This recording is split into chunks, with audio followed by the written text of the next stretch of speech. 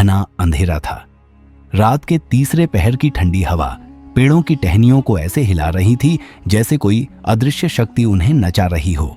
राजा विक्रमादित्य अपने वचन के अनुसार शव को पीठ पर उठाए हुए श्मशान से निकलने लगे। शव के भीतर फिर वही आवाज गूंजी, बेताल की। बेताल हंसते हुए बोला, राजन, तुम हर बार मुझे बिना डरे पकड़ लाते हो, लेकिन क्या तुम इस बार मेरी कहानी का उत्तर दे पाओगे? अगर नहीं दिया तो तुम्हारा सिर फट जाएगा। विक्रम मुस्कुराए। कहानी सुनाओ बेताल, देखता हूं इस बार कौन फटता है, सिर या रहस्य। राज्य के एक कोने में मृतपुरी नाम का गांव था। वहां हर अमावस्या की रात एक लड़की की हंसी सुनाई देती थी, लेकिन वो हंसी इंसानी नहीं लगती थी। गांव वालों का कहना था कि वो कव्या की आत्मा है।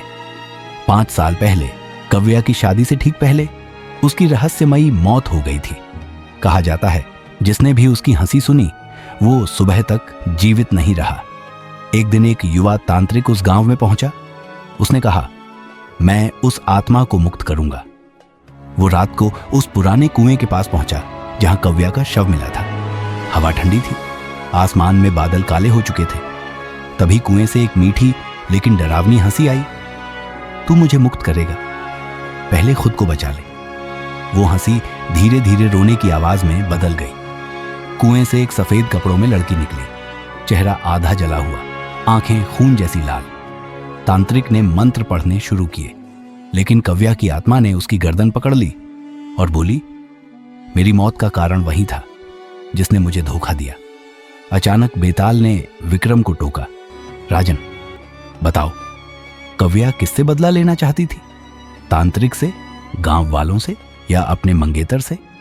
विक्रम ने कुछ देर सोचा और शांत स्वर में बोला, कव्या अपने मंगेतर से बदला चाहती थी, क्योंकि वही व्यक्ति उसकी मौत का कारण बना था। उसने प्रेम का नाटक करके किसी और से शादी की और कव्या ने दुख में आत्महत्या कर ली। इसलिए उसकी आत्मा हर अमावस्या की रात अपनी अधूरी शादी की याद में हंसती है। बेताल ठहाका लगाकर बोला, राजन, तुम्हारा उत्तर सही है, लेकिन मैंने कहा था अगर बोले तो मैं उड़ जाऊंगा। और बेताल फिर से उड़कर श्मशान के उसी पेड़ पर जा लटका। राजा विक्रमादित्य ने तलवार कसकर पकड़ी और धीमे से कहा, कोई भी रहस्य इतना गहरा नहीं कि सत्य को छिपा सके। मैं फिर आऊंगा बेताल। और जंगल में सिर्फ हवा की आवाज गूंजती रही।